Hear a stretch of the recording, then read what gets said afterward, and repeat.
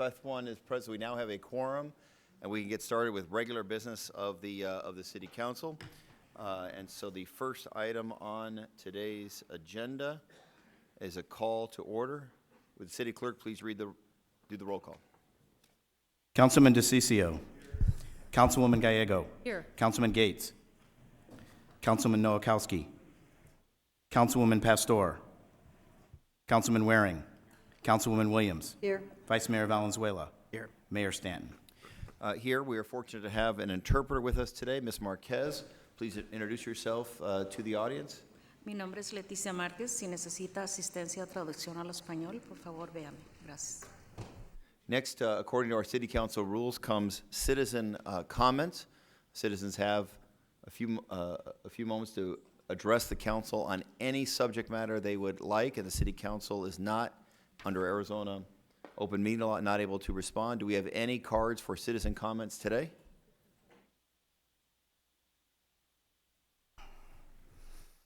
Daniel Hartzell, did you provide comment before the City Council? Thank you for coming down again. Good to see you. Followed by Thomas Basile, followed by Brent Kleinman. We're ready for you. Yeah, I was saying who's going to follow your comments. Please, go ahead. Oh, just a mic on, please. Hello? There you go. Okay. I wanted to eliminate the negative and insinuate the positive, going with Doris Day.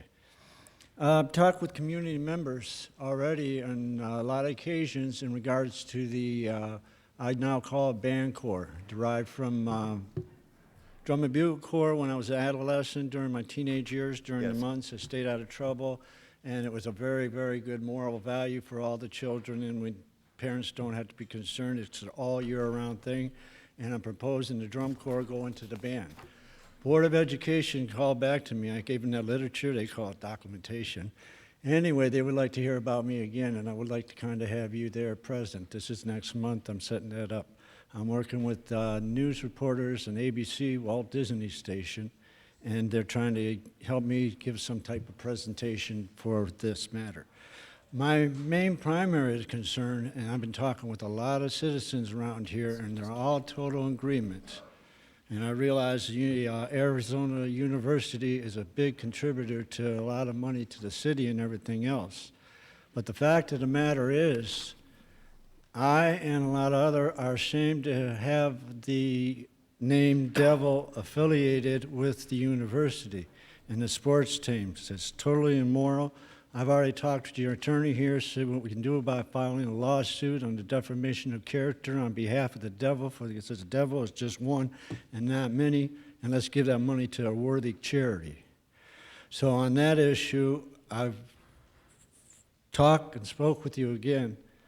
With all seriousness, do I need to get a petition, something to have the whole city Raptors? We're going to have to vote on this. What can we do to actually have you shake hands with the dean there and say, let's do something good for our city? Thank you very much, Mr. Hartzell. Next will be Thomas Basile, followed by Brent Kleinman, followed by Lori Lyons. Good to see you. Good afternoon. My name is Thomas Basile. I'm an attorney here in Phoenix, and I'm here today on behalf of myself and also David Prom and Darrell Henry, both of whom are residents of Phoenix.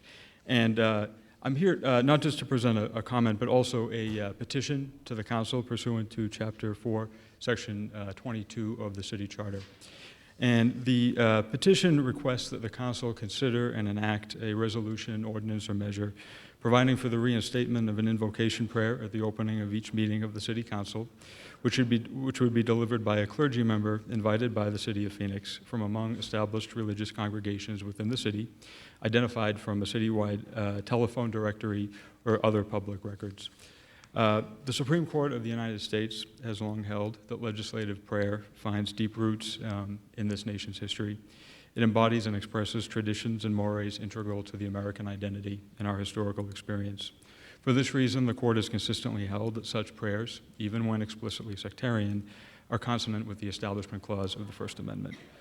The petitioners believe that their proposal represents an appropriate accommodation between the city's constitutional obligations and also fidelity to the values and traditions of a majority of its citizens. And the practice proposed in the petition, substantially similar policies have been considered and upheld as constitutional by several federal courts over the years, and the petition cites those specific cases for further reference. So unless there are any questions, I thank the council for its consideration of the petition. All right, thank you very much, and we'll make sure the city clerk gets the petition, and we will officially accept it at that point. Thank you, Mr. Basile, for taking the time to come down here and providing that. Mr. Brent Mayor? Kleiman? Mayor, may I ask a question of staff? I'm not sure if it's a non-agendized item, it'd be appropriate at this time, but I'll look to It's Mr. your Holm. call. It is not an agendized item, so ordinarily there wouldn't be discussion or debate in public Council's session. asking, I think he wants to ask a question of staff. I'm assuming it's in part due to the information provided by Mr. Basile, Mr. Holm. I think that he can ask the staff, for example, to consider the item and to bring it on at the next appropriate thing, so the next appropriate meeting. But in terms of discussion or debate, we can't do that. We can't discuss it or debate it because it's non-agenda. Council, with that information, go ahead. It wouldn't be it's more of a process question, it's like what happens next, because the petition's allowed in the ordinance. So Are you prepared to answer we- that question? I am Go ahead, prepared. please. Mayor, members of the council, Councilman DeCiccio, our historical precedent has always been when a petition such as this is received, it's generally referred to staff. In this case, it would seem to me that it might be it would get referred to me as a city attorney. Then we prepare an item for a future agenda. We're required by charter to agendize it within the next 15 days. And so it would potentially come on March 2nd. And at that point, there would be a recommendation from staff. Okay, thank you, Mayor. Brent Kleiman, good to see you, followed by Lori Lyons. Good afternoon, Mr. Mayor, members of the City Council. I came here today not sure what to expect as far as an audience, a crowd after the last City Council meeting, and I thought it was important after speaking at the last meeting to come down and just, again, I know it was a little awkward with the moment of silence, reflection, or prayer, whatever it's deemed to be called moving forward, but I get concerned with some of these proposals that may be coming forward to change the city charter. And I want to make sure that as a city of Phoenix, we're very careful in ensuring that there are no qualifications. I heard the previous person make a comment as far as a majority of the members of the city of Phoenix. There are many religions in Phoenix that are a very small minority. They are valid religions. They are religions that need to be recognized and religions that need to be invited to speak and give the invocation if we do that. So I beg you, City Council members, Mr. Mayor, if you move forward with these proposals on the charter to change it, ensure that you are as inclusive as humanly possible in this description, because you do not want to come back to this again with another fight because we made this too restrictive. And you want to make sure that if we are going to allow prayer in the City Council meetings prior to the start of them, that we are setting us up, or the city up for success and not future debate. And it's not something that we want to go through this process again. So I ask you all to just be very careful in where you go with this and make sure if we bring prayer back, we do it properly and not too narrow-minded where we end up here again today. Thank you very much. All right, thank you very much, Mr. Kleiman. I appreciate those comments. Ms. Lori Lyons?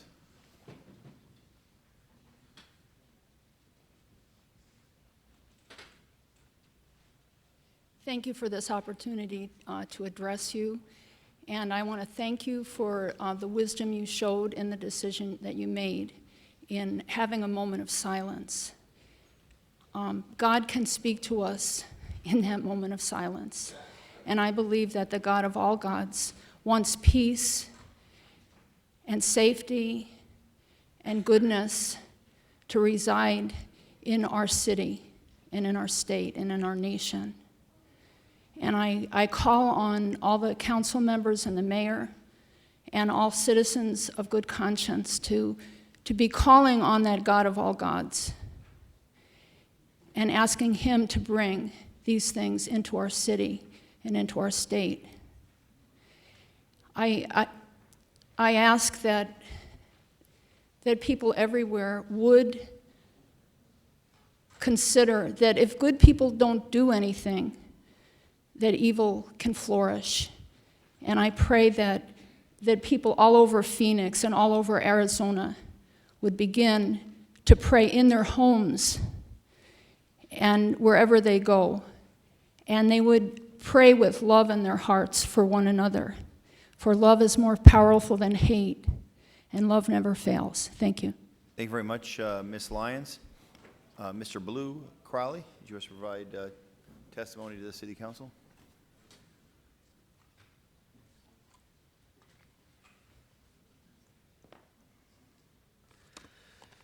I would have brought a plaque up here with me, but I left it in the car. But Bill, you did see it when we were crossing the street, which was for triple jack drilling. These are the other trophies I came back with. So when y'all are explaining to me how you're between a rock and a hard place, I've been there, done that, and I got the trophy.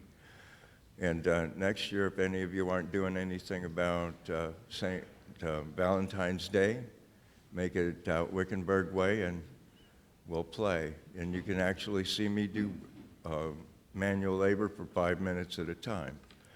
I had been told I was going to get a letter, and it was handed to me because they said they didn't have my address. It's interesting how MAG and RPTA and the rest of the institutions and my post office being a part of this whole equation, that somehow you don't have my post office box. When I was a village planning committee member, that was also my address. Just a thought. Now, I can't respond to what you guys have said because I just got it from Mr. Lane, you know, the gentleman who called the police on me in the voting booth. So the reason I did come up here today was to say, City of Phoenix, why do you disparage the ridership on the bus? The $2 that you charge people extra to pay for their ticket on the bus, saying this is an attempt to discourage you from getting it there. Why is that? If I go to the rail, you have a machine there that doesn't charge me the same. When you're at RPTA board tomorrow, one of the people will be there going, we want to make sure the rail gets all of its money and nobody's riding for free. Well, how many people ride the bus for free since you can't get on without a ticket? So I also was not allowed to speak on the budget thing, and I've discussed with former Attorney General Jack Lasota about if it's an action item under the federal statutes, I'm supposed to be able to deal with it. But if you'll recall, the item I wasn't allowed to speak on was your midterm budget. I was the one that wrote the Prop 400 bus part. It says the bus gets 60%, rail 40% of the monies. Now, in that $250 million budget that you guys okayed, you had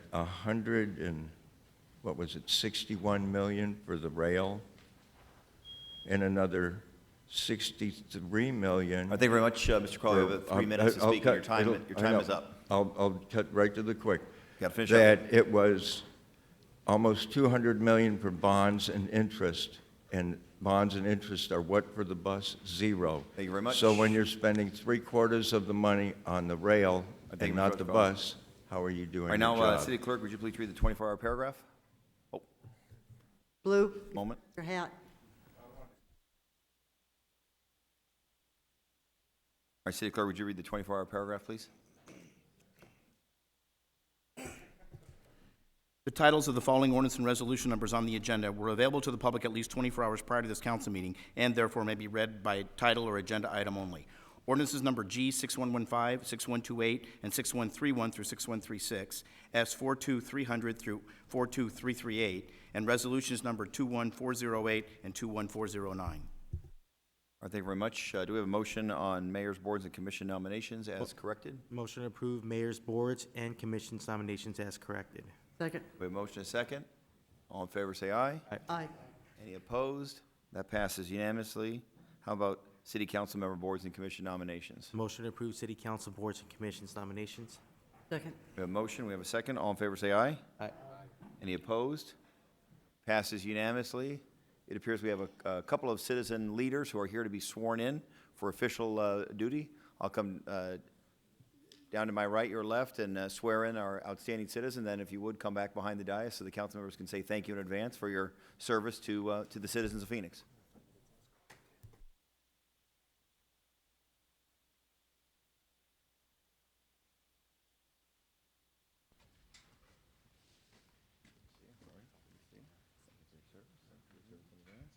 So in just a moment, I'll ask you to raise your right hand, and then you'll fill in your name, and then we'll go through the oath, and then towards the end, you'll have to fill in the name of the board or commission. They're all very smart people. You'll get it. All right. To our citizen leaders, please raise your right hand. I do solemnly swear that I will support the Constitution of the United States and the Constitution and laws of the state of Arizona, and that I will bear true faith and allegiance to the same and defend them against all enemies, foreign and domestic, and that I will faithfully and impartially discharge the duties of the office of, according to the best of my ability. So help me God. You're official. Thank you for your service. That's great. Appreciate it very much. Just kind of walk behind there. Good to see you.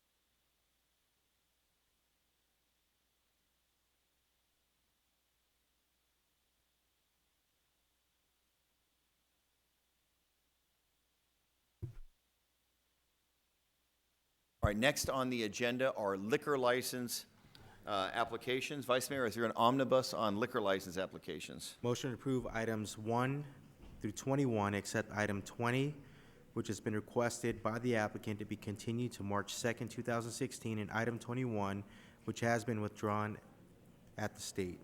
Second. We have a motion, we have a second. We have numerous cards, but all indicating favorability towards the motion that was made. Any questions or comments by members of this council? All in favor say aye. Aye. Any opposed?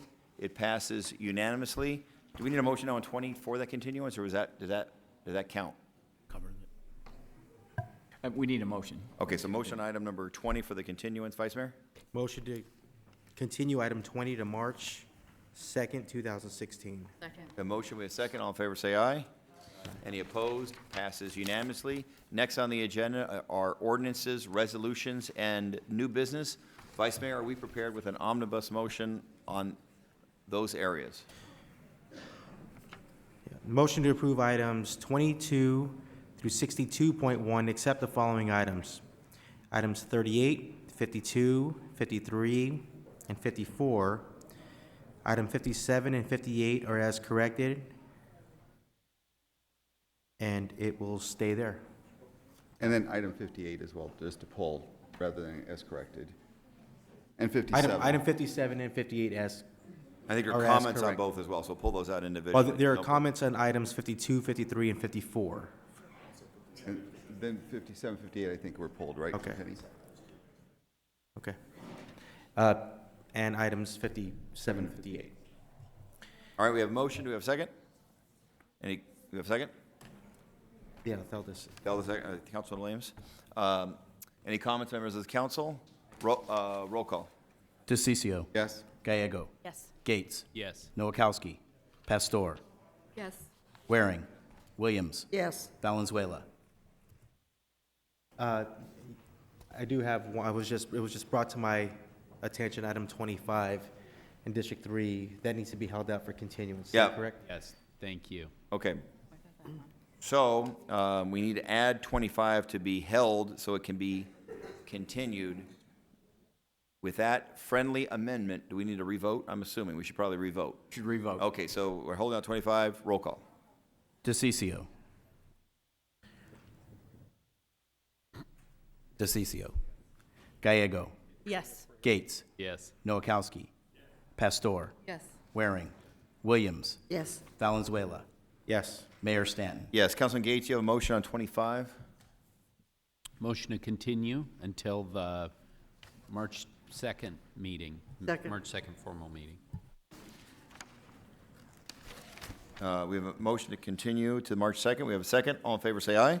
Aye. Any opposed? Passed unanimously. Do we have a motion on item number 38, artist contract for 27th Avenue Solid Waste Management Facility Public Art Project? Is that the next one? All right, I skipped one. That's right. Okay, I'm sorry. Vice Mayor, did you have a motion in lieu of that? I apologize. No problem. A motion to suspend the rules and take item 80 out of order. We have a motion to take item 80 out of order. Do we have a second? Second. We have a motion and a second. All in favor, say aye. Aye. Item 80 is on our planning and zoning agenda. It's a zoning case as it relates to Central Avenue and Pearson. Did we catch our planning director off guard? He's ready. He's always ready. So the order of business will be a short staff report from Alan Stevenson and the planning team. Then we'll hold a public hearing, and then we'll see, this is in Councilwoman Pastor's district. We'll see if she has a motion, and then we'll proceed to the vote. There is one card for the public hearing at this time. Mr. Stevenson.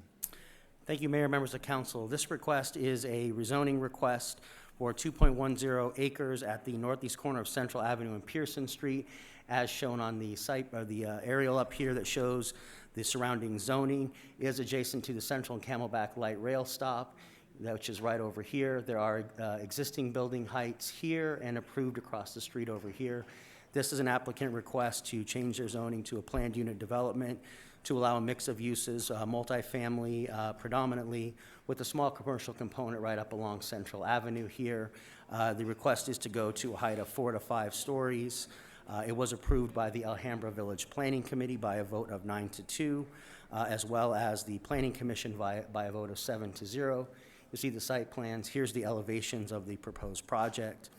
The Councilwoman Pastor held a meeting this last Saturday with the applicant and with staff to review a number of issues related to this project. What came out of that is a memo that just came out a little while ago with some revised stipulations that address some of the traffic impacts that exist in the neighborhood today because of other developments, as well as the potential to address some traffic issues with the development of this project. With that, I would be happy to answer any questions. Thank you very much. Are there any questions for Mr. Stevenson at this time? Okay, now we'll move on to the public hearing on this proposal. I will now make the public hearing open official. There is one card I have. Is there any other citizens here to speak on item number 80, Central Avenue and Pearson Street? Please fill out a card immediately. Mr. Charlie Jones, did you wish to provide testimony on this item? Okay, please come forward. Up to 2 minutes of testimony.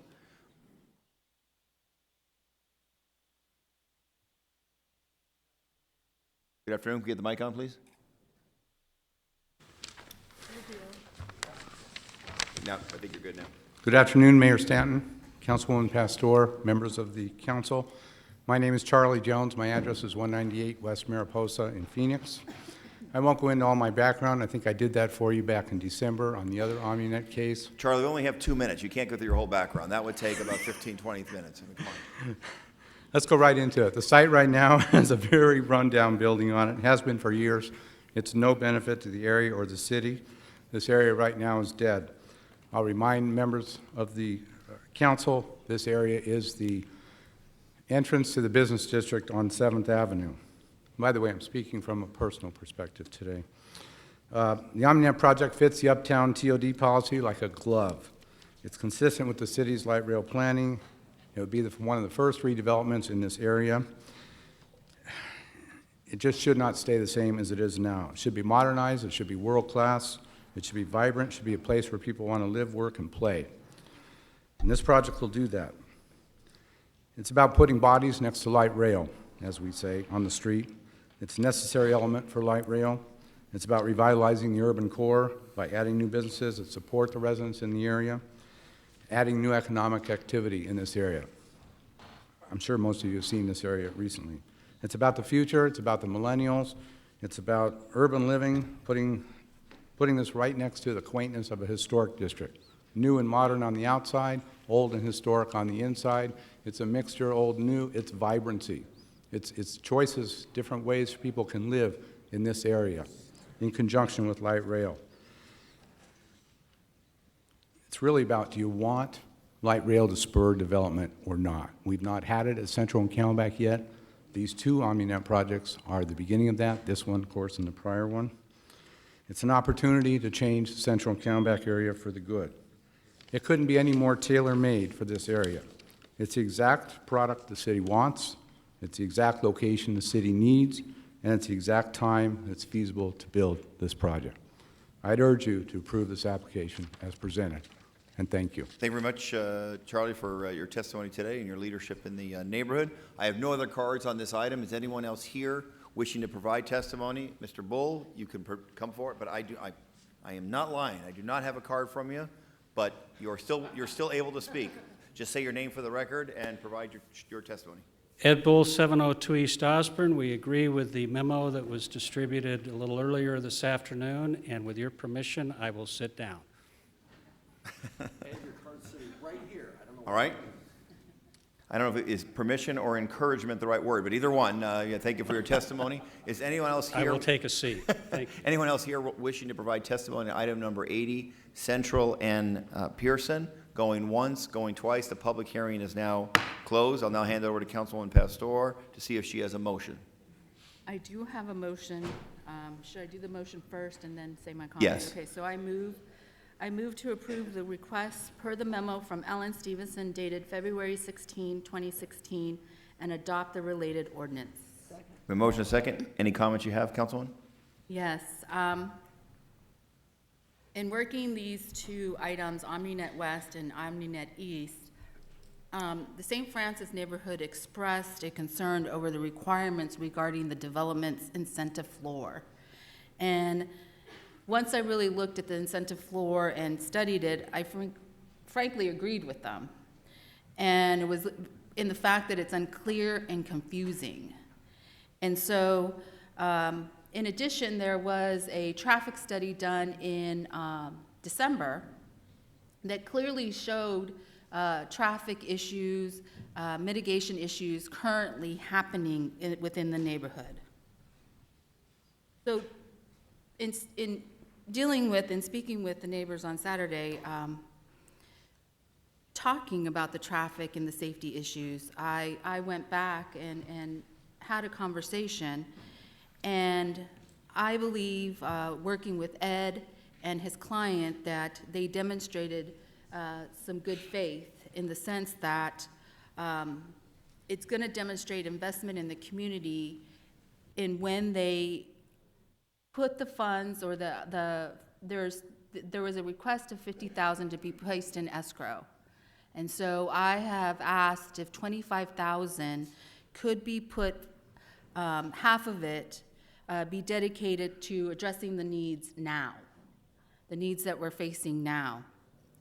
And so once the development's under construction, the remainder then can be used to help mitigate anticipated concerns, and it be the discretion of the neighborhood traffic team, because there will be a traffic team of 5 representatives from the neighborhood being there discussing this.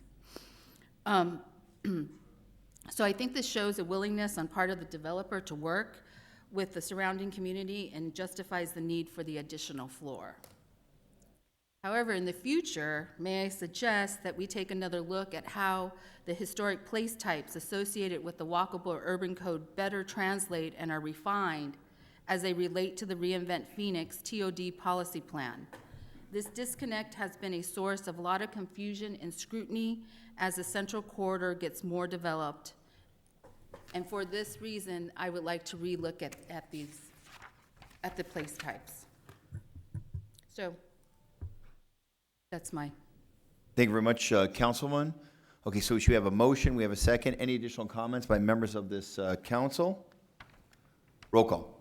DeCiccio. Gallego. Yes. Gates. Yes. Noakowski. Pastor. Yes. Waring. Williams. Yes. Valenzuela. Yes. Mayor Stanton. Yes, the item passes unanimously. We'll now go back to our regular order of our agenda, and that would be did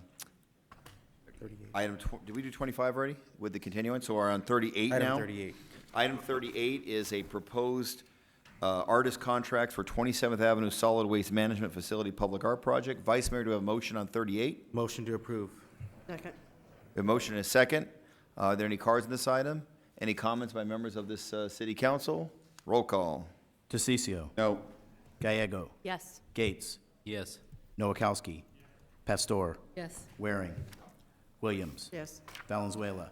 Yes. Mayor Stanton. Yes, that item passes 7-2. Next is item 52, I believe, but 52, 53, 54, I would like a continuance on those items. I want to review those contracts a little more detail as it relates to our relationship with Valley Metro Rail. So if, unless it Item creates a 50 problem. Item 52, 53, and 54, can I make that one motion to continue all three? Yeah, and just to the next item, or next meeting, excuse me, please. Yep. Motion to continue items 52, 53, and 54 to March 2nd, 2016. Second. We have a motion, we have a second. Mr. Blue Carly, I know you have cards on those items. The only thing on the table is a continuance. So if you want to, we're just going to move it to the next meeting. We're not going to deal with those items today. I'll see you next time, for sure. Please, of course, Councilwoman. One of the items we're continuing is the South Central Light Rail extension, which will go through the Warehouse District. And yesterday, the Warehouse District launched their new logo so that people can be familiar with the area south of downtown and the reinvention that is going on there. So I want to congratulate those involved with the Warehouse District Business Association and look forward to voting on this on March 2nd. Thank you very much. This will not delay the project. All right. Mayor? Please, Councilman. Just go ahead. to be clear, too, to the public, there's no opposition to the projects themselves. It's the agreement that we have with Valley Metro, correct, that we're reviewing. I'm all in favor of what you're doing.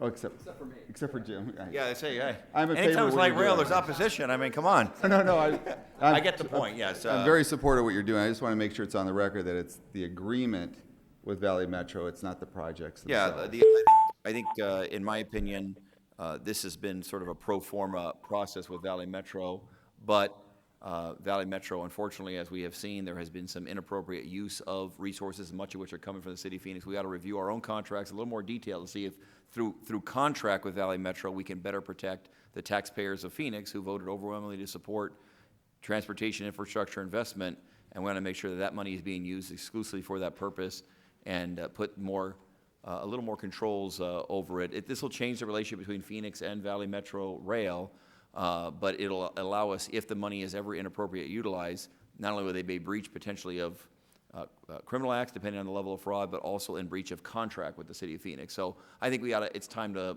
look a little more detail about what specifically is in the contract to protect the taxpayers of Phoenix. That was the rationale behind it. And Mayor, I'm very supportive of that, and I appreciate you bringing that up. I mean, rather than just voting no here, I think a couple of us may have voted no because of the contractual agreement we have with that. I'm not opposed to those projects, especially the one on 50th Street. I know that's been a promise to those individuals for many years, but it's the relationship we have with Valley Metro that does need evaluation with the contract and whether or not there can be changes. I'd like to have staff brief me on that too as well, Mayor. Thank you Excellent. for doing All right, it. Thank you very for much. bringing it up.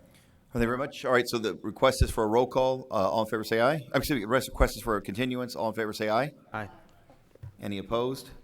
Passes unanimously. Next is item 57 as corrected.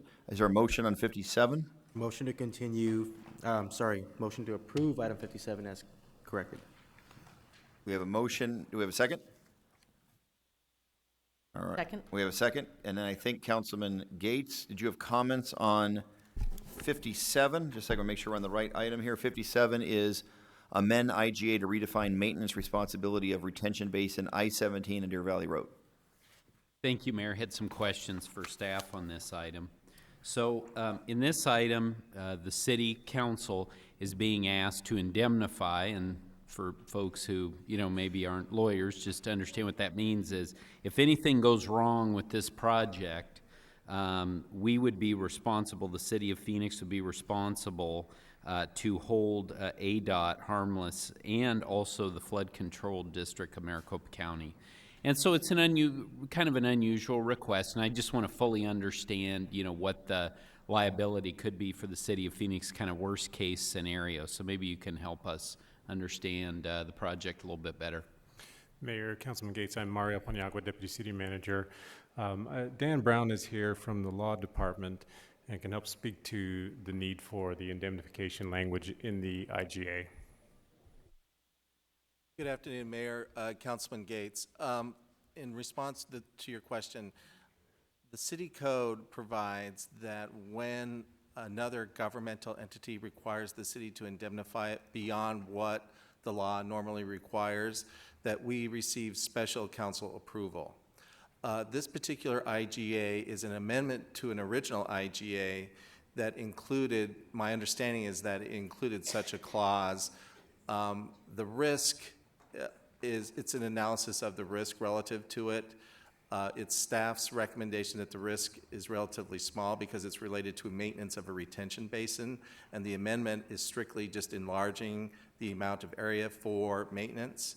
But we wanted to make clear, as required by the city code, that should a liability arise, that it is the city that would be required to indemnify and hold both the county, flood control and ADOT harmless. So Mayor, what is kind of worst case scenario situation that we could be facing here? All right, what is our black swan? Mayor, Councilman Gates, the black swan would be is if somehow the maintenance was negligent and caused harm or damage. Let's say that we did not maintain it, it was full of debris, and so therefore water flowed and flooded someone else's property. So it's those sorts of issues, and essentially what the state and flood control are saying, we're willing to do this, but city, you're on the hook to maintain it and make sure that it's properly maintained. Mayor, and so they won't, ADOT and Maricopa County won't go forward with this project if we don't agree to the indemnification in this case? Mayor, Councilman Gates, that's my understanding. As staff, we really tried to work through these with our sister government agencies, but in my understanding in this particular case, that is correct. Okay. Well, thank you for your answers to this. This didn't go through a subcommittee or anything like that, and I just wanted to make sure that since there was kind of a special request being made, that everyone fully understood what was being asked of the city and their taxpayers. Thank you, Mayor. Thank you very much, Councilman Gates. Any additional questions or comments by members of this council? So we have a motion in favor of 57. We have a second. Roll call. DeCiccio. Gallego. Yes. Gates. Yes. Norkowski. Yes. Pastor. Yes. Waring. Williams. Yes. Valenzuela. Mayor Stanton. Yes, the item passes unanimously. Next item is item 58. Do we have a motion on item 58? Motion to approve item 58. Second. A motion and a second. Councilman DeCiccio, you had comments on 58? I was just going to vote against it, but just to keep it brief, I was just going to, I think it's known that I'm not in favor of this project, but at the same time, I think it may be premature to enter into an agreement when there's still a court case out there. So I'm going to be voting no, Mayor. All right, so I have a quick question on that. So ADOT is going to be providing resources to City of Phoenix to hire personnel. But that personnel, these temporary employees? Okay. Yes, Mayor, they are temporary employees of the city of Phoenix because their obligation is to watch out for the interests of the city as ADOT is building the project. Are they in the pension system? I mean, this is a unique situation. So they're contract employees. Are they actual employees? Are they? I mean, are they going to be in COPERS or ASRS, or who are they going to be? Mayor, the positions are actually set up as temporary positions. In a case where we initially will probably start with contract employees that will not at all be involved in the pension system, but at some point, if an internal person fills the position that is already in the city benefit and pension system, they would continue to keep those while they're in those positions. If an external person is hired into those positions, they would not be, because those are temporary positions. They do not receive the pension benefits. Is this for a set period of time? Essentially for the duration of the design and construction of that project. Who supervises these employees? Street Transportation Department. Right. And we provide the performance reviews are done by They're City of Phoenix? Yes, Mayor, they're Phoenix employees because they are doing work on behalf of the City of Phoenix Street Transportation Department in cooperation with ADOT. As ADOT is doing it, we need people who are looking out for the interests of the street transportation infrastructure in Phoenix. Oh, as opposed to the ADOT infrastructure? I mean, I guess I'm confused at, but ADOT's going to be paying these people, but they're going to be looking out for Phoenix interests. It seems to be an awkward relationship that I'm a little uncomfortable with myself, not having been briefed, that an outside entity is paying for City of Phoenix employees for the purpose of looking after Phoenix interests, as opposed to the person that's paying the fee. That does appear to be an awkward relationship at best. Mayor, We can take some, Mayor, if you'd like, we can continue this for 2 weeks and give you a more full briefing on it. I'm certainly not comfortable voting yes today. I was going to vote no if it needed to be moved forward today, but I'll certainly take the briefing. Councilman Nowakowski. Mayor, this is a regional approach of working together as a team, working with ADOT paying for our staff to take care of the city interests. I think it's a great opportunity, a great negotiation on behalf of the city in making this happen. It's not coming out of our pockets, it's actually coming out of ADOT's pocket. And I think that's what it's all about, is working together with the state, when there's opportunities to work together with the county and with other cities to make this region a great region. So I really want to give kudos out to our staff for making this all possible. And this is a fine example of what we should be doing in the future. Thank you. All right, thank you very much. So I'm not, if it needs to move forward today, again, I don't want to put anyone, I don't want to delay the project as a result of concerns about, how the management of the, if it's a city responsibility, it should be a city employee paid for by city resources, and I'm a little uncomfortable with these outside. As the motion maker, I'm okay with continuing this. All right, let's do a short continuance. I'll get a briefing on it. All right, so request is a continuance. Is there a second? All right. So motion to continue item 58 to March 2nd, 2016. All right, all in favor of the continuance, say aye. Aye. Any opposed? We'll have the item come back, and I appreciate the more thorough briefing on it. I think that's all of the ordinance resolution new business. I think we have one final agenda item. Is that correct? And that is these planning and zoning matter in District 2, or did I miss something? We get it? The omnibus. Oh, I'm sorry. Okay, so we need to do the omnibus planning and zoning. Vice Mayor? Motion to approve items 63 to through 81, except the following items. Item 81, being that 80 has already been passed. Item 81, and that's it. All right, so we have motion on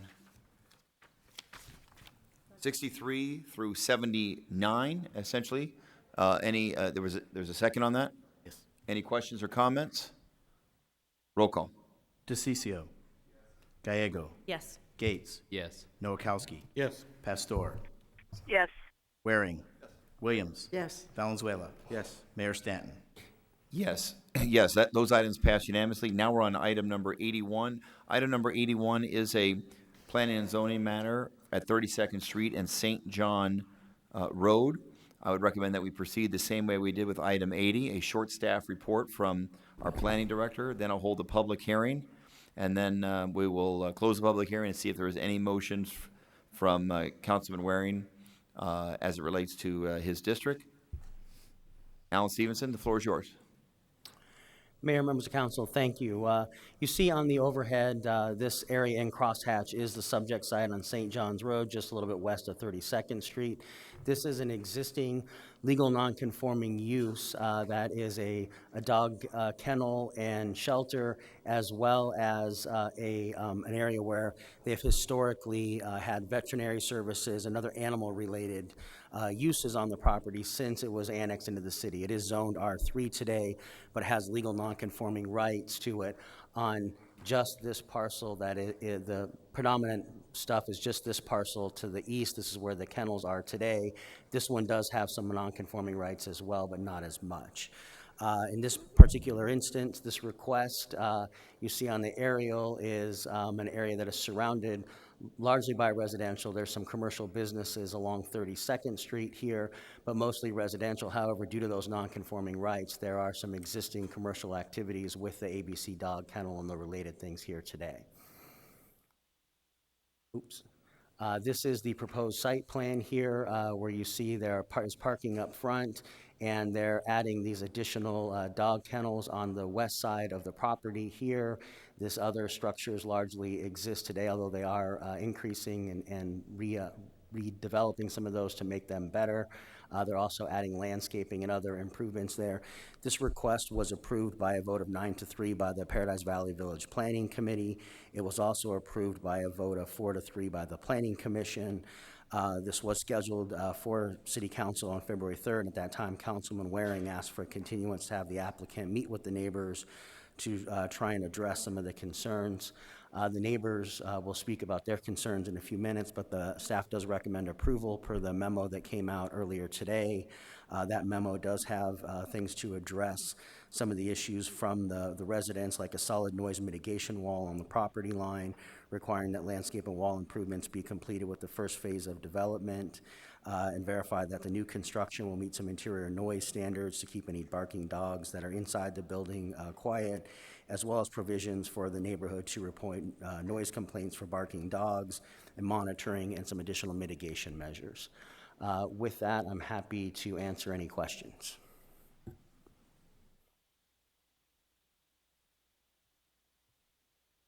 Thank you very much. Any questions for our planning director on this item? Okay, now we're going to open the public hearing on item number 81. Public hearing is now open. I have a series of cards, but it looks like all have donated their time to Madeline Nichols. Ms. Nichols, please come forward.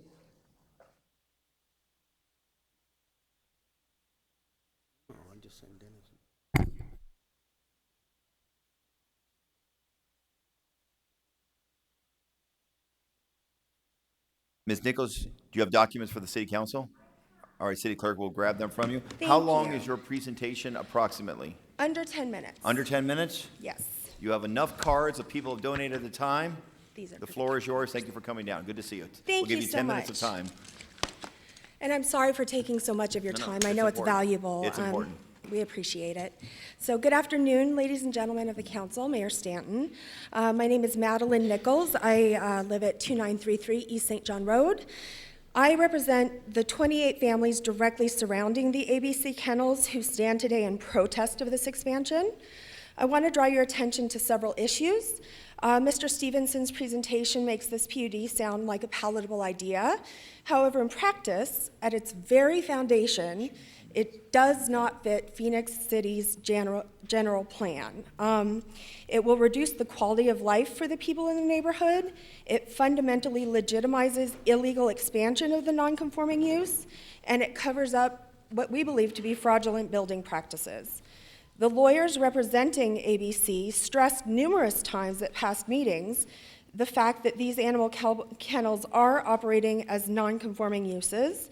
What exactly is a non-conforming use? In our understanding, it basically occurs when new zoning rules and regulations are passed, such as when the city annexes property and allows the uses to continue. In this instance, however, it is important to note two things. First, Section 901 of the zoning ordinance clearly disfavors expansions and enlargements of non-conforming uses. Secondly, having non-conforming use rights on one of an owner's parcels does not automatically grant those rights on a second separate parcel owned by the same person. That's where we're running into problems with this particular non-conforming use. ABC was initially established on one single parcel, the easternmost property at 3111 East St. John Road. And you know what? I realized we had a PowerPoint that didn't make it up there. Oh, hi. Just go ahead and tell them to just move it forward. Oh, can you, sorry, I was invested. Thank you so much. That's my Vanna. So this is a picture of the outside of the kennels, one of the quote-unquote homes that appears to be there. The kennels appear to be homes on either side, but in the center, there's a greater animal shelter. So the second property, located at 3049 East St. John Road, was deeded to them on 3/26/97. The special use permit for this new property expired in 2001. Since there is no active permit, and since non-conforming use cannot be transferred to the second property, we maintain they violate their non-conforming use status on that property. Furthermore, we have determined that they built a new, standalone, nearly 2,500 square foot kennel building, as evidenced by a permit issued by the City of Phoenix to ABC for the construction of a commercial building on that piece of property. By building such a structure, which is not attached and is not greater than 50% of the size of the original dwelling, we maintain they violated the terms of their non-conforming use and therefore are operating illegally. Additionally, and very importantly, we found this new building permits were issued for commercial buildings on residentially zoned property. This makes no sense to us. That you can build commercial buildings on residentially zoned property just because you feel like it. Please do not allow these goings-on to continue under your watch. By sneaking those two addresses into one single unified address, the PUD would allow the expansion of the kennels by 34 outdoor runs. There has been much vacillation regarding a maximum number of dogs. We would be willing to compromise on a total of 50 dogs and 40 cats if pressed for capacity. We have diligently attempted to reach some sort of accord with the kennel board and staff regarding the number of animals and outdoor aspects of the runs, but our concerns fell on seemingly deaf ears, or at least unwilling to compromise ears. They just kept taking what they wanted, indifferent to the needs of the community. The original PUD specifically placed a decibel limitation of 55 on the noise level. The last several versions of the PUD were blatantly lacking this stipulation, this important restriction, and we were not given the opportunity to insist to be placed back in the specifics. They will tell you that they sent out stipulations meant to work with the neighbors' concerns. We found those stipulations laughable. They were sent out at the very last minute so that we could not address them. Initially, we were given less than 1/2 of one business day to respond. Some were sent out this afternoon at 12:50, I think, right before we got here. Not only did these stipulations work solely in favor of ABC, by hiding behind legal jargon, they relaxed the guidelines for themselves and made enforcement of legal regulations in our favor virtually impossible. Our understanding is that the purpose of a PUD is not to allow the applicant to run rampant and do whatever they please while overrunning the neighborhood, but rather to make life better than it currently is and offset the burden the commercial entity will impose on the neighborhood. Nothing in this PUD raises the standard. Nothing offers a balance for competing interests. It is a Trojan horse which will make our home lives exhausting and insufferable. Next slide, please. Oh, you're there. Currently, the barking wakes neighbors at all hours of the night and disrupts work during the day. With more dogs, the noise will only get worse. Dog barking acts as a social contagion for other dogs. Bark begets bark. It is important to acknowledge that initially proposed 80 dogs have the ability to create a tremendous amount of noise. If one single dog can create a bark registering at over 100 decibels, and a group of dogs have been registered at collectively 124 decibels, think of what we will be subjected to with a cacophony of over 80 dogs and 40 cats as our neighbors. Not only is the barking an audible nuisance, it poses health risks. Per the World Health Organization, risks of heart disease can occur from frequent exposure to 60 decibels. Hearing, learning, and concentration can be impacted at even lower levels. We will be faced with this nightmare in our homes every day. We have video which we will gladly show of the barking manifesting not only at the property line, but inside a Seal home located across the street from the kennel. An expansion by a PUD means more dogs equals more barking at a greater decibel level for even longer duration. Please do not subject our neighborhood, our families, and our children to endure those potential physical and mental health risks. At the heart of this issue, we must look at the fact this is a commercial operation. It may identify as a charity, but the day-to-day operations are of a commercial nature, and all of its recent building permits have been commercial, which, as I mentioned previously, is a questionable building practice. It has rooted into and slyly expanded within the confines of an R3 residential neighborhood. As stated by one of the zoning commissioners at the Planning and Zoning meeting, this proposal categorically does not fit the City Phoenix general plan. This PUD has no business in an R3 zone neighborhood. Please understand we are not anti-animal. All of us here today are animal lovers. We have children with 4 paws and care for them at the deepest magnitude. We are absolutely not against ABC or their animals. Their cause is not the issue at hand. We understand the need for services like this. However, there simply is no place for a commercial entity of this magnitude in our small neighborhood. They need to exist, just not here. There are no other rescue shelters or facilities this huge as ABC running in residential neighborhoods within the city of Phoenix. None. Why should one be allowed in ours? What they're asking to do will set a dangerous precedent of allowing large commercial businesses to root in small established neighborhoods. If passed, this PUD will bring in excess traffic, toxic gases, medical waste, and classified medications with its proposed veterinary clinic, all direct safety concerns to our populace. And they claim they've had veterinary ongoing, not legally. It does not enhance the quality of life of the inhabitants. Allowing this PUD would be, in every conceivable way, the embodiment of spot zoning.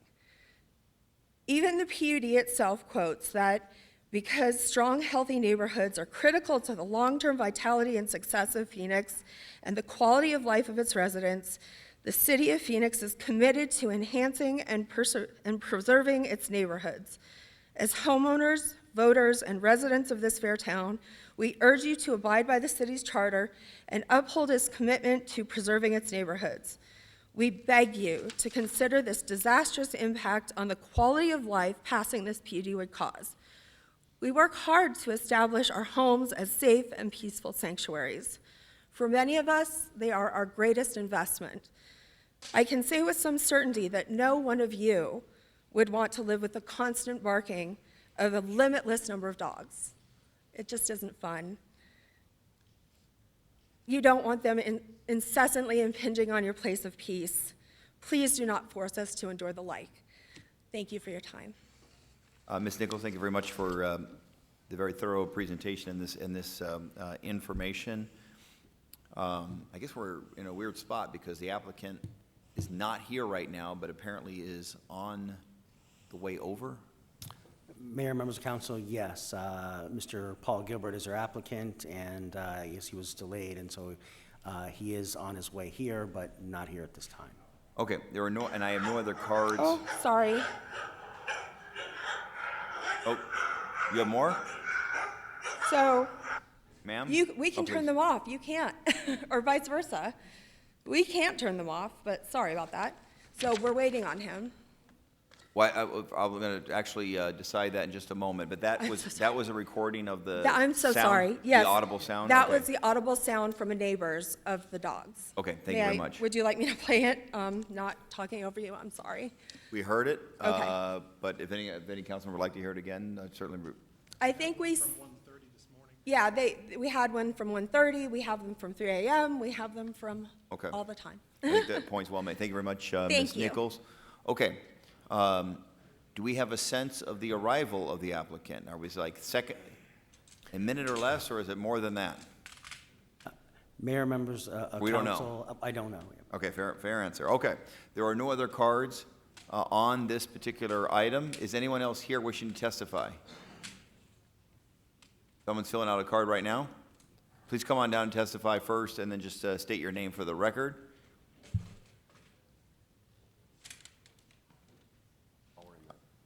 We can always do more public hearing if we need to. Okay, so there are other individuals here to provide testimony? No, okay. All right, so is there any other citizens here to provide testimony on item number 81, 32nd Street and St. John's Road, PUD? Going once? Going twice? public hearing is now closed.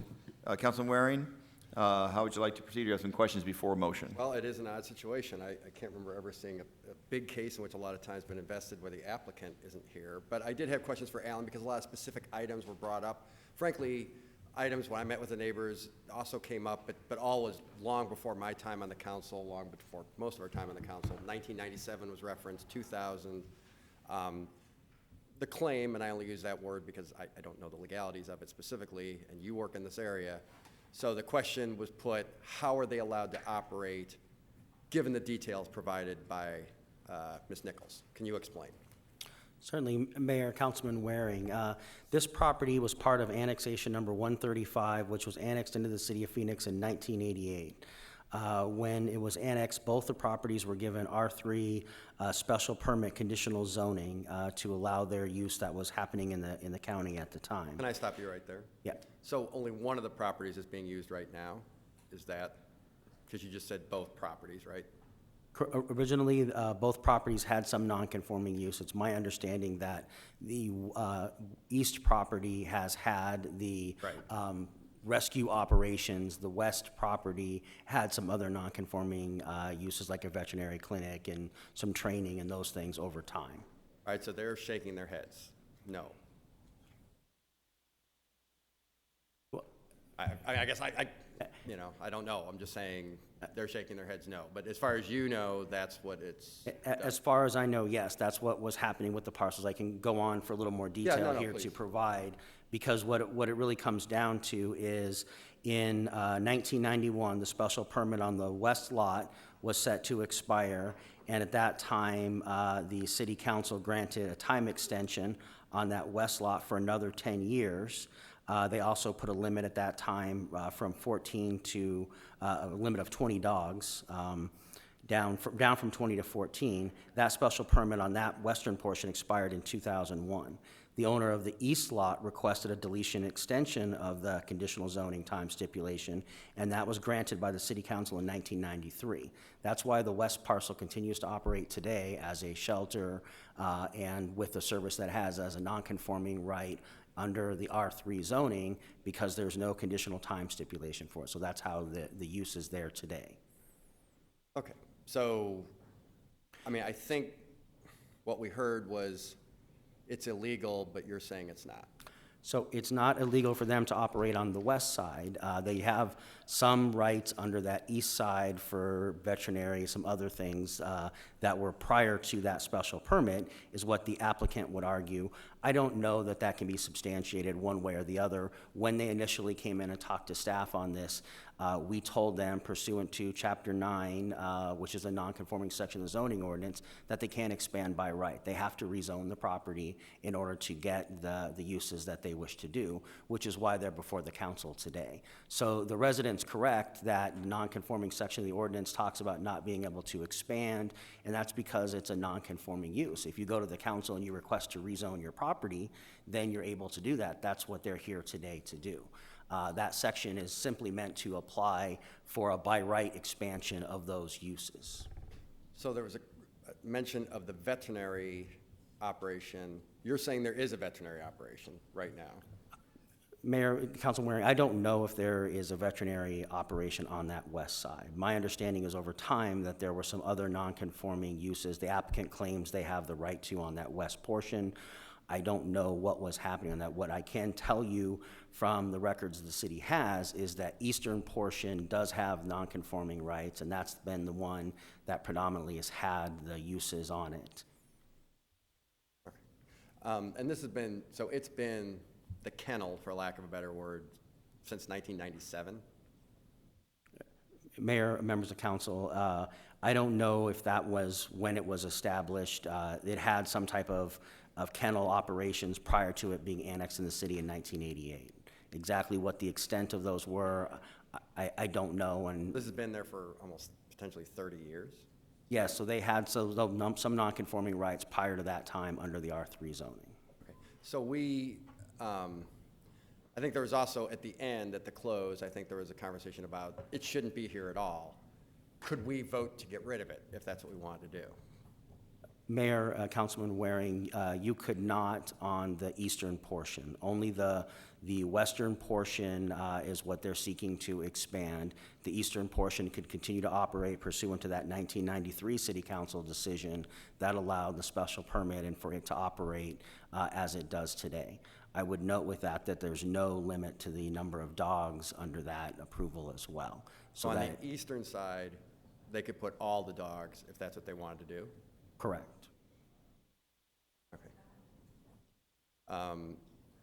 Okay. The applicant is here, I think, walked in. All right, well, I will defer to you, Councilman Waring. Is this a district case, assuming we legally can have the applicant provide testimony even though the public hearing was technically We can't, closed? we can't. Can we That's reopen it or not reopen it, or what do you think, Mr. Holmes? It's a unique situation. You could reopen it on a vote, Mayor. Okay, Councilman Waring, do you want to, I don't know if you, I know you've worked on this case for a long period of time. If you've said, in light of the testimony here today, what you knew previously, I'm not sure what direction you're going, but if you feel like. It's a little odd that the applicant didn't hear what, but it's not the. I'm guessing it is not new information. Opposite side's fault, for sure. So I'm guessing it's not new information to the applicant. hopefully not. So hopefully the questions can be anticipated. It sounds like we have to put it to a vote. So I'll ask for a vote. If you guys don't want to open it up, I understand that as well. So whatever your druthers. Well, I think more information is better, so I'm going to vote yes, but. Okay, and I think it's your district, and I think probably, I'm guessing, I speak for most of the council, I mean, it depends on which way you're leaning in the case. If you're leaning opposed to the applicant, then probably we would want to hear from the applicant because we want to, but if you're leaning towards supporting the applicant, then there's probably no need to hear from the applicant. In this case, I'd like to hear from the applicant. So I guess it's not. Is that a motion? Because I'll second it. Mayor, I'll make a motion. No, we have to have a vote. We have to vote. Yes, the motion is to reopen the public hearing. We have a second. All in favor, say aye. Aye. Any opposed? Passes unanimously. Mr. Paul Gilbert, you have up to 2 minutes to provide testimony on behalf of the applicant. And you weren't able to hear the testimony from Ms. Nichols. She provided 10 minutes of testimony. I will summarize for you. She doesn't like your client's proposal. With that, Mr. Gilbert, do you want to provide 2 minutes of testimony in response? Yes, for your record, my name is Paul Gilbert. I apologize. I had no idea this hearing would take place, that you were this efficient. So I apologize. That's fair enough. How much time did you say I had, Mayor? Well, typically you're representing the applicant. You can have more time if you would like. But if you possibly can keep it within about 2 minutes. The city staff did an outstanding job kind of providing full context as to the facts of the case and what we're dealing with here, and they gave the staff recommendation in support of your client. Please. Okay. I'll keep it short. I may not be able to observe the 2-minute limitations. Basically, this is a non-conforming use. I heard part of that testimony. We are agreeing to put a plethora of stipulations on this kennel use, without which we'll continue to operate. We just won't have the monitoring of the sound. We won't have the barking dogs monitoring. We won't have the new buildings that are going to be insulated to reduce the sound. We won't have the landscaping. We won't have the setbacks. We won't have all the other things that are being offered by the staff stipulations and as part of the PUD. The bottom line is very easy here. This is a major improvement. A brief word about the operation itself. I know you've heard a great deal about it. This is a no-kill shelter. It is a great public service. It is 100% volunteer. It performs a very needed public service. And unfortunately, we told our people to come at a later date, so they're not here. But we could fill this place with people who are in support and who volunteer and participate in this program. Let me just say that the stipulations that we've worked out with the staff are the most detailed, thorough, and complete stipulations that I've ever encountered in performing and bringing forward a PUD under this operation. In short, this is a great improvement. We're a non-conforming use. We're going to continue. We're not going away. We've been there for 30 years, and every single person that appeared in opposition at the Planning Commission hearing, at least, bought their home knowing that the kennel was there and in operation. So for these reasons, we're here with staff support, village support, Planning Commission support, and we hope we can garner your support as well. Thank you very much, Mr. Gilbert. Any questions for Mr. Gilbert? Yes. Councilwoman, please. It sounds like that there could be development on the east side of the property that they would support. Could you explain, and that you already could do that? Could you explain? Yeah, I heard the testimony from Alan. I disagree with it just slightly. First of all, if you're going to take away zoning, you've got to do it in the same way you put it on, so it just doesn't go away. It is true that there are two aspects. There's the west side and the east side.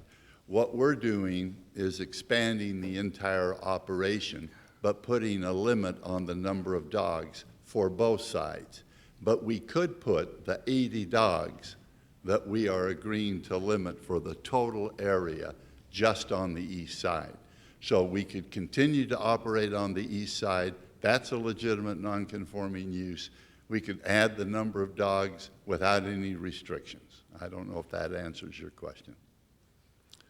So you could do it, and they would like that.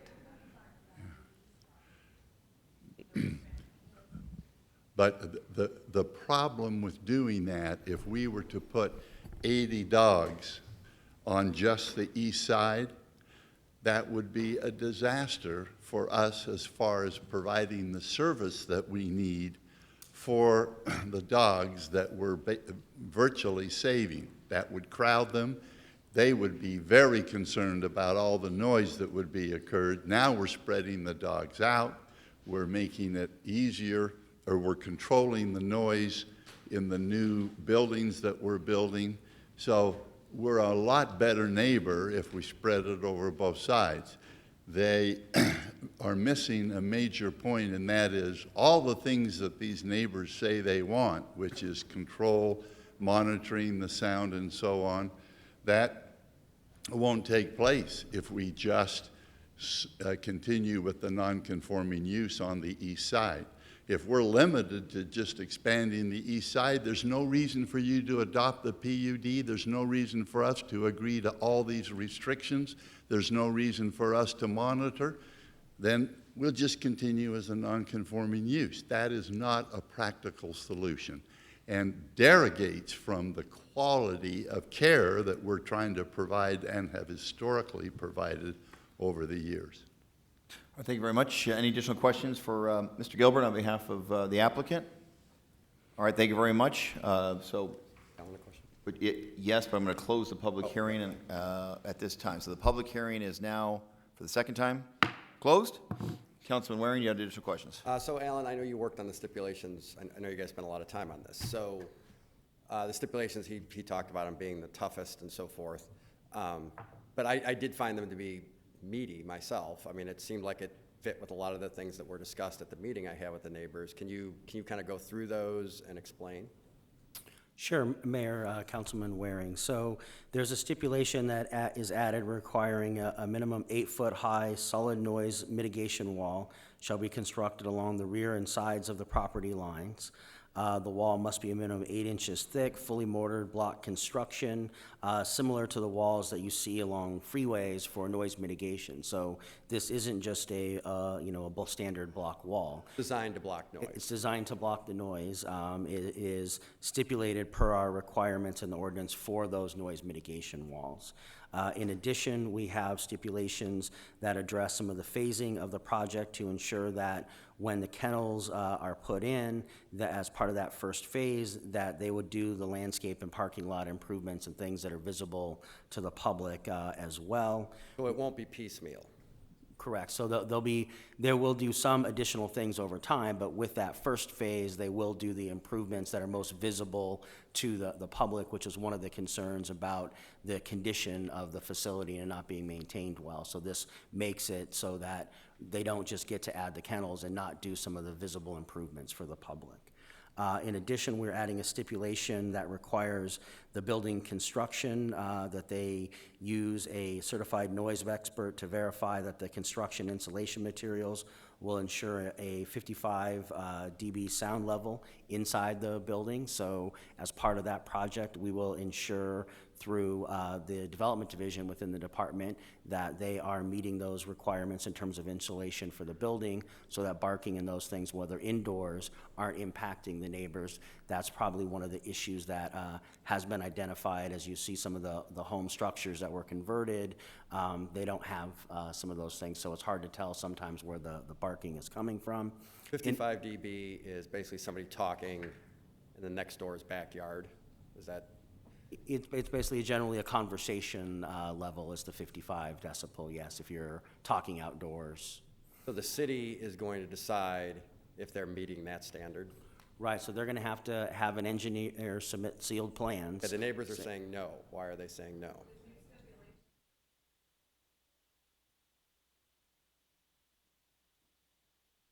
Can you explain, Alan? Yes, so that is not related to the building. The building part that I'm talking about is related to stipulation number 5, and that part is done as part of a engineer submitting their plans for the new dog kennel to show that how that inside will be built. So the city decides if they've met the standard in the stipulations. Right, so in terms of that kennel, that's what the city will do to ensure that that gets done. And then going... There was a question. I know it's awkward. I'm sorry. I'm so sorry, Councilman. We're talking to Alan Stevenson. If you're going to discuss the neighbors, we need a neighbors at Well, the I hear podium. them asking questions in the back, so if we could bring them up then, if that's... Okay. Because they're disputing what he's saying, obviously. I understand that. So then if you, after you're done with Alan Stevenson, that's if you fine. have questions for the neighbor, this is being on television, people are trying to We're understand. on the dialogue. television? When did this happen? On Dialogue, after I became mayor, and then, and so if you're interested in talking to the neighbors, which is perfectly fine, but this dialogue is not, it's not working for proper decorum. So continue the conversation with Alan Stevenson, and then if you'd like to ask the neighbors additional information, one will have to come to the podium with a microphone, please. So, Can I Mayor, pray? Councilman... Just kidding, just kidding, bad joke. If I could go on kind of summarizing the stipulations, there's a couple other key points to emphasize here. And so, new stipulation number 6 requires that a manager be available from 7 a.m. to 9 p.m. to address noise concerns. And then after 9 p.m. to 7 p.m., they either get the manager or a recorded recording so that they can register that complaint. The ABC is required to have sound monitoring equipment on the site to monitor that noise. They have to turn in their noise monitoring stuff to the Black Mountain Police Precinct as well as the Planning and Development Department on a monthly basis to ensure that it's not creating the noise issues. And then they have a stipulation also that requires them to provide that same summary related to the monitoring of their noise for 2 years from City Council approval or 1 year from the issuance of the certificate of occupancy. They provide that information to the police precinct as well as city staff. Planning and Development Department, and then if there are complaints, 3 verified complaints by the police department, that then the applicant can be brought forward to an administrative hearing of the planning hearing officer where the neighbors within 100 feet of the site are invited as well. They can provide information about what they believe the noise levels are in addition to any information that the applicant provides. So they could bring their own, Vice Mayor, they could bring their own recordings. Correct. They could bring their own recordings. Staff would look at that. There is a provision in there that says if as part of that administrative hearing between the applicant and the neighbors, there are additional noise mitigation things needed, that the city could stipulate those as part of that review.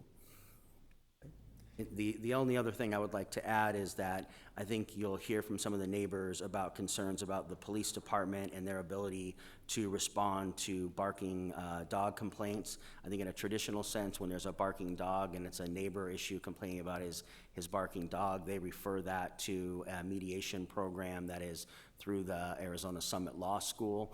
We have talked to the community action officer as well as a sergeant in the Black Mountain precinct and letting them know, and they acknowledge in an email that this is a business that they would have to go out and treat those complaints differently as part of this. But I believe in the past, they've treated it more like the residential issue, and I think that's what's caused some concern from the neighbors because they don't believe they've got a very good response from the police regarding that. But we do believe we have that issue worked out, and that's why we have the 3 verified complaints, have the ability to have that administrative hearing with the neighbors and the applicant to try and address any of those noise issues. There was a statement made by the folks who are against it, Ms. Nichols, that this is the biggest, I don't think it was limited to kennel, biggest operation of its kind in a neighborhood, I guess already, is the way I interpreted the comments. So can you speak to that? This is, I assume this is atypical. I suppose that's why it's a non-conforming use, but is that an accurate statement? Vice Mayor, Councilman Waring, it is atypical that this type of activity is in a residential zoning district. There are other ones that are proximate to residential areas. In Council District 8 along Dobbins Road, there is a facility that is run by Maricopa County Animal Control that's proximate to residents there as well. And that's probably larger in size, but that is a Maricopa County facility, but it does have some residential impacts there also. And that's another large facility that I'm aware of. But Vice Mayor Allen, but I mean, it's been that way since the 80s, when frankly I was in college in another state, and some of you are considerably younger than I am. So it's been that way for a long time, and there's nothing we can do to change that. Vice Mayor, Council Waring, you are correct. On that east property, there is nothing that we could do, related to the operation as it sits today. Councilman Waring? Yes. Could I just make a comment, if you don't mind? Actually, it's Vice, ask him, but yes. I'm sorry, Vice Mayor? I want to step on any toes. I've already done that once apparently, so I don't want to do it again. Didn't want to interrupt it, but I just wanted to say, I've known ABC since practically it opened. And it has always been noted in the animal community as a premier facility. In fact, many of the other rescue agencies who probably do not have proper zoning but are scattered throughout this entire valley have adopted many of the practices and operational needs that ABC has had. And I recall being there and having the veterinary service on site, and that was in the early to mid-90s. I will admit I haven't been out there in the last couple years, but I worked very closely with them from 96 to 07 on animal issues, and they operated in a very responsible fashion. They were good neighbors, I know, at least in the beginning, and they have always been very committed to the care of the animals. So I'm very supportive of continuing this operation, but I just wanted you to know that they have always been known as an outstanding facility, and they've even been recognized nationally for their operation. Thank you, Councilwoman. Councilman Waring? I don't know if people have enough information if they want the neighbors to come back up. There seemed to be some dispute, maybe Alan's taking care of it now, about what the stipulations actually do. I thought, frankly, they had a lot of teeth. It's certainly more than there is now. And really, the neighbors, through their hard work, through the city, are forcing ABC to make a lot of improvements that I think are beneficial to the community. But obviously want to make sure all the questions are answered too. So I don't know if it's okay to bring people back up, or Well, I'm not sure they want to. I'm not sure it's necessary. I don't know. No, I mean, I definitely want to give you, this I is don't in want to your. step on your toes. No, this is in your council district, and I want to give you the It's a big discretion. project. A lot of people spend a lot of Absolutely time it on is. this. and- Alan spent a lot of time on this, so. Right, and I want to give you the discretion that you need to make the motion that you'd feel comfortable with. Let me ask this, so maybe just nod or something. So the neighbors who are here, do you feel like you understand the stipulations, what they do, that you will be able to bring in your own audio recordings, so forth, to protest to the administrative hearing officer. Okay, would you, can I? Please. Okay, thank you. Alan, are you prepared to say sort of how it does? I mean, you are. Absolutely, yes. Thank you. So maybe you can get the questions answered and they'll have a better understanding. That would be my hope out of this. I'm sorry that this is taking some time, but again, I didn't feel like before asking questions was really out of bounds at all. This impacts people, and we're trying to make sure that they understand what we're doing here in their neighborhood. All right, I want to ask the city attorney, do I have to reopen public hearing for this? I mean, they're asking questions, right? Or- So it's- No, there are just some questions there were some questions asked of the applicant, and there have been some questions asked Okay. of staff, and. Okay, I just want to be sure we're within the rules. Thank you, Vice Mayor. Councilman Gates, Waring? So I think, Ms. Nichols, are you going to? So we He have- raised his hand, but you want to go ahead. So if you want to ask Alan, why do you think it doesn't do what Alan's saying that it does? So well, let me just start with one of the stipulations we're a little concerned about. Well, they gave them to us at the very last minute, so we have not been able to discuss them or express our concerns And this is the regarding time to them. do that, so. Okay, yeah. so we're really concerned about the fact that they get to decide what a valid complaint is. And there have to be 3 of them, which seems a little excessive to us. So if we want to say, hey, there's barking, it's loud, we have to do it 3 times per their stipulations, and they have to say, okay, well, maybe it is loud enough, maybe it is 65 decibels at the property line, which is an increase from what they had said at 55.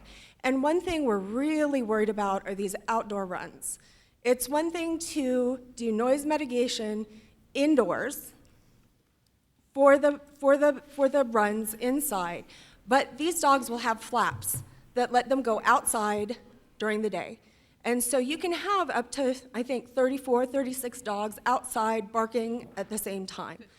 Oh, I'm sorry, 54, because they already have the 20. So there's no way to mitigate that outdoor noise. Even if you have this 8-foot block wall, which most of us have 6 feet already, and we hear the barking, I'm 2 blocks away and I hear it all the time inside my house. And these people live right next door. So 2 more feet is not gonna, it's just gonna go up and over. And we're very concerned about that. So they put these stipulations in. So maybe we'll just stop, there was a lot Yeah, of information. yeah, there, so we're concerned. Alan, so you got the questions, can you explain? Sure.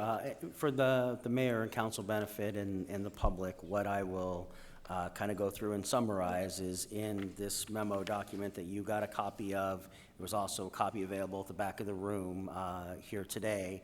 I would note that significant portions of this were sent out to the public last Friday based upon comments got from them and from the applicant. Revisions were made, and that's what came out for the At record 3:50 here. p.m. And then there was a weekend and a holiday in there, so we could not respond to it. I just want it clear for the record that they didn't just get this came at out 12. Friday, I understand that. Yes. And so the part that I would highlight related to the stipulations are in stipulations 6 and 7, and it deals with a way to verify whether or not there are noise complaints that are valid. And so the stipulations are meant to provide a way that the city can monitor noise on the property in a more precise manner than we typically do, because right now, noise is measured in the city of Phoenix typically on a general nuisance standard. It's left up to the police to decide if they believe the noise is generally disturbing the peace. There are a few other noise things we have related to 55 decibels, but we don't have the tools to enforce that. So in order to make this stipulation work, we had to come up with a way to enforce that. And so what we do require as part of this is a process where the applicant monitors that sound noise, and then if the police are called to the site, then the police are able to come and verify that they had a complaint at whatever time it was. We will get the information from the applicant on what was the noise level at that, because they have to submit the monthly reports. We will then try and corroborate those information to see, was that something that fell within that 55 to 65 noise decibel range. It is up to the, the private entity to make sure that equipment is working soundly, and that they provide good information, but that is the best way the city is able to monitor that, because we don't have the resources to do it on a property basis like that. The other part to that is in the end of stipulation number 7, it talks about the applicant has to notify in writing if they're going through that administrative PHO hearing. They have to notify the property owners within 100 feet. And then those property owners are allowed to submit written comments to be considered as part of that PHO administrative hearing. And so that's where, if they wish to submit information as part of their written comments, we would take their noise studies as part of that as well. It doesn't directly say noise studies, it just says they can submit written comments. So anything they would like to submit, the hearing officer would take. Including their own audio. Correct, yeah. Yeah, I mean, it's not meant to be, you submit the information, we will take that and evaluate that in conjunction with what we get from the police and what we get from the applicant. And the hearing officer gets paid by the city. It doesn't get paid by the applicant. Correct, he gets paid by the city. And police decide, going back to something you said sort of in the middle there, police decide if it's a valid complaint. Well, the police would be able to verify that they were there, they registered a noise complaint. In terms of the stipulations, the way the noise is monitored, it is monitored by ABC on their site. So in order to be a verified complaint. Now there's no monitoring at all. Correct, now there's no monitoring at all. It's the same thing, except there's no monitoring. Right, there's no monitoring at all on the east side, and that's why the applicant's belief is that there isn't much of a neighborhood impact related to the barking dogs. The neighbors believe that there is. Throughout this process, there's been testimony from both sides related to that issue. What staff's trying to get at is a way to verify what's there with the limited resources that we have, so that we can try and address the issues should they come up in the future. Without taxpayers having to pay for it. Correct. Bottom line. We are just so concerned it's going to get worse. We're just so concerned about that. We're concerned that, go ahead. Excuse me, I'm sorry. The one clarification that does concern me is you keep saying that we can bring our audio, we can bring our video in, but it very specifically says in this stipulation, a complaint is not valid unless ABC says it's valid. So what does it matter if we bring our video and audio in? If ABC says it's not valid. Additionally, with the 100-foot limit, I'm more than 100 feet away. I won't get notified. Most of these people will maybe get notified. So we disagree with the 100-foot notification limit additionally. Patricia, I'm sorry. My name's Patricia Dennett. Yes. Excuse me. My name is Kim Daly. I am a direct residence, 3040 East St. John Road. I live directly across the street. I can only judge this facility by their actions, and I applaud what they do, truly. My heart goes out to them. This is a very difficult decision. However, I work from home, and I hear the barking all day. I get woken up at night at 1 o'clock in the morning, 2 o'clock in the morning, 3 o'clock in the morning, and this has been going on since November. I have called the facility multiple times. I have never received a return phone call. No one has contacted me. I can only judge them by their actions. If they wish to increase the amount of dogs, it is dubious that they are going to be able to control them, because they're not controlling them now. And they know that there's a problem. So letting this go forward is a good thing, yes, for the facility, because they can do improvements. Sir, I want to be, Yes, sir. With all due respect, I want to be sure that this is based on the questions. Public hearing is closed, and this is more testimony than Right. I thought it was going to be then- specific questions, I'm sorry. It's Which part of the refers- question. I mean, it's part of the issue. It's the main issue. I It's the understand, but- barking dogs. But for the sake of consistency and fairness, understand. we have a process, and the public hearing is Closed. closed. Right. And so, Councilman Waring asked, and I want to be sure that. I want to address the questions about the stipulations. Right, That's why, right. I And thought so, it was right, appropriate under the circumstances. right. so. I just want to be sure that we're Right. on the same page. All right, thank you. That's it. That's all I have to say. Councilman Waring? Looks like maybe that was the last question about the stipulations and how they work, and We're just concerned that we weren't given enough time to address them or input to adjust them.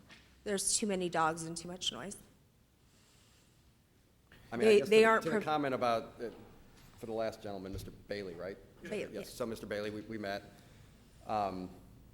I think to Mr. Gilbert's comments, the dogs that are there now have been there for, it sounds like, decades. Were there long before your home was built, I think. Well, she's been there a good 20 years. It sounds like the dogs have been there since the 80s. No, the neighbor. At some point, you moved in next to a kennel. I mean, you did. So there's not much, we can't change that now. That's already there. And they we're can not put a- 80 dogs in there now. If that was a concern, they've always been able to do that. It sounds like decades before most of you guys were there, they could have done that already, it sounds like. Long before any of us were on the council or. We don't have a problem with the current, the current levels have increased of late, and we're concerned they're going to get even worse when they increase their numbers again, because they aren't controlling what they have now. Now, if they stayed on the easternmost property and were limited to that property and cared for those animals in the fashion they are noted to take care of animals, we would be okay with that. We aren't asking to get rid of ABC. That's not our mission, and I tried to stress that. We love- But the last speaker, it didn't sound like he was okay with it. It sounds like he's got a problem Well, right he gets now. woken up at all hours of the night. He's not asking for them to go away. He supports them, but we don't want them to expand. May I speak one last thing?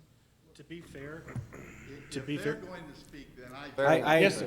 I agree. Well, but agree. then To that be would fair. mean, hold on, wait a minute, please. Then that would mean that we I would have agree, to I agree. Nope, I reopen agree. public hearing. We can't open up the public hearing again, you guys donated your time. I did think there were specific questions. But the broader issue, we're not gonna get into that again. I was told that there were people here or cards in favor. You missed the public hearing, but if you could submit cards for the record, that would probably be helpful. I think, Alan, unless you have something to add? Vice Mayor, Councilman Waring, I do not. Okay, all right. All right, I'll turn the floor over to Councilman Waring. Are these the cards? Okay. Uh, So, for the record. Yeah, sure. You don't have to read it. So the car. For the record, in favor, Lynn Miller, Gary Miller, Milham, or Jennifer Milham, Judy McMickle, Zoe Milham, Jennifer Klein, Angela, I believe that's Howard? Howcroft, all marked in favor. All right, it's been a tough case. Obviously, Alan, you've worked on it a lot. You've kept me posted. I met with the neighbors, certainly have heard about the stipulations. Knew the stipulations came out on Friday. There were some things about them that I think you thought were maybe unworkable or a little tough to deal with. So some changes were made, but I would say that the bulk of it, it has teeth to it, I would argue.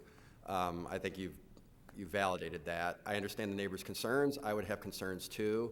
The flip side for at least some of it is, people who moved in way after the thing was already there, that is something I think can't be overlooked. They do have the right to put the 80 dogs in there if they wanted to.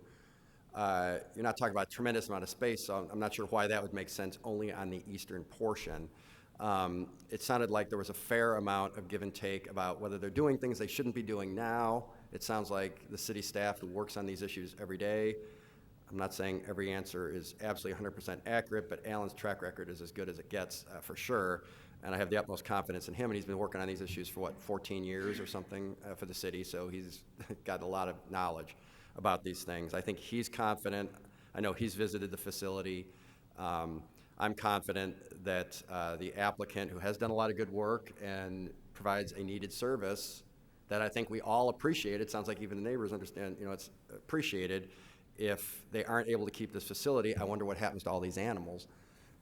So for that reason, I'm going to make a motion, if I can find my glasses. Motion to approve per memo from the Planning and Development Director dated February 17th, 2016, and adopt the related ordinance. So moved. We have a motion and a second. Any further discussion or questions by my colleagues? Hearing none. Roll call. DeCiccio. Gallego. Yes. Gates. Yes. Noakowski. Pastor. Waring. Yes. Williams. Valenzuela. Yes. Mayor Stanton. Yes. Motion passes unanimously, 8-0. That is the last item on this agenda, with the exception of public comment at the end. We do have 3 speakers.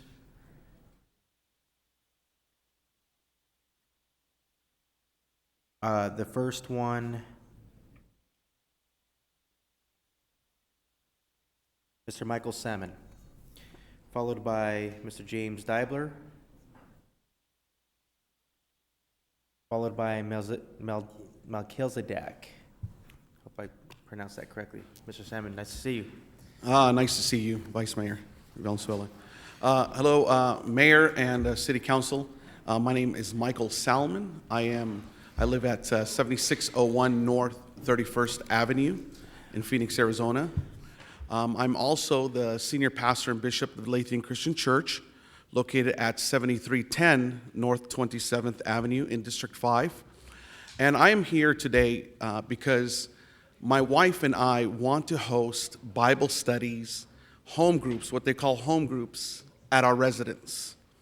But we are forbidden from doing so without converting our property to become a church first.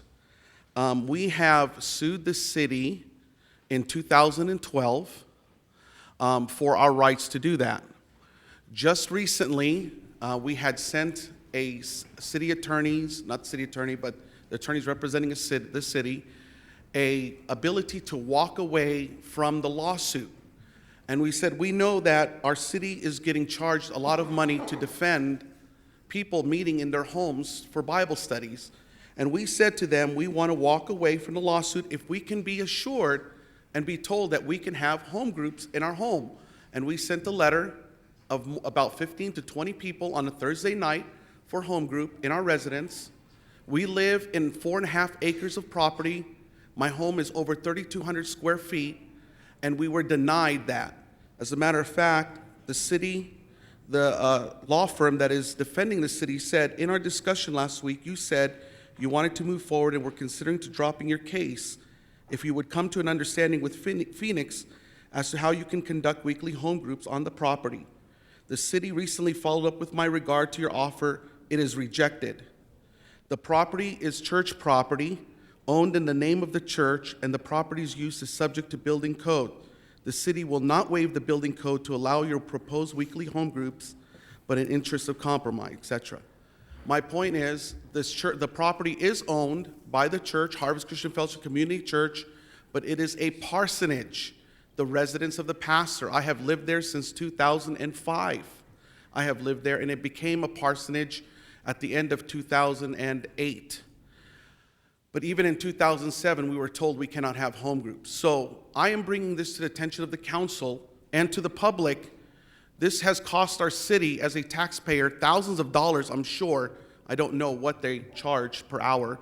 And we are willing to walk away if we can be told that, sure, if you want to host Thursday night Bible studies in your residence from people from your church, about 15, 20 people, we're willing to walk away and just say, okay, fine, let's just drop the lawsuit. Let's be kind with one another. Let bygones be bygones.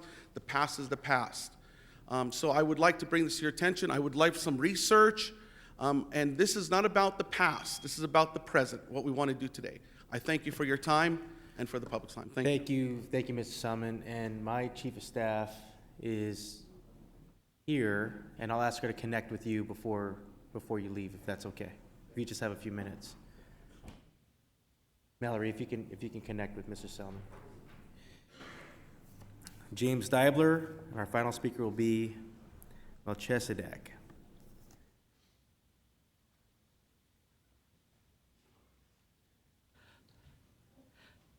Hello, I am James Deibler.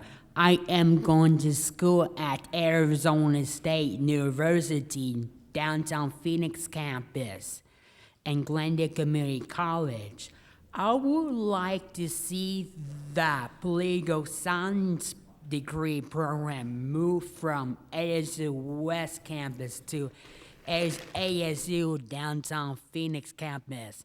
I know downtown Phoenix is growing with new businesses. The economy is great at downtown Phoenix with ASU students and sports teams such as the Phoenix Suns and the Arizona Diamondbacks. It's sad that Trio SSS program is gone at ASU West Campus. I hope ASU to bring back the program in 2020. Thanks for no time. Always good seeing you, Mr. Deibler. Final card, Melchizedek. Am I saying that correctly, sir? Melchizedek, yes. Okay, great. Good afternoon, everyone. Good afternoon, council. I'm just here to just view my my point.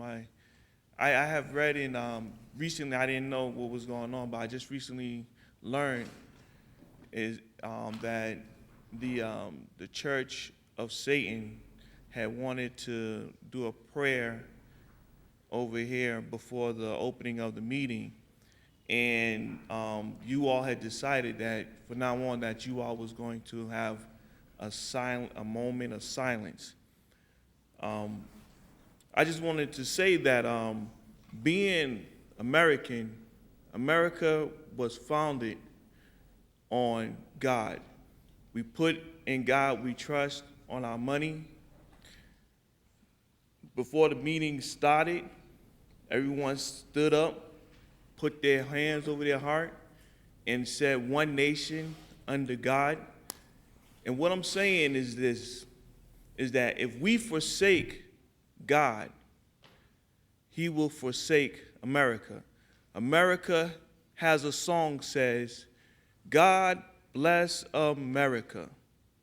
But if we forsake America, if we forsake God, if we divorce God, or if we cheat or fornicate or commit adultery on God and begin to allow a satanic group to come in, and because of what they said or whatever they decided or whatever happened, y'all decide now to say we're not going to have prayer, we're just going to have a moment of silence. Moment of silence is not a prayer. When Jesus Christ taught us how to pray, He says, "Say, our Father." So we must speak things as it is in the Bible. The Bible says, before God created the earth, before He did anything, He said, "Let there be." He spoke it into existence.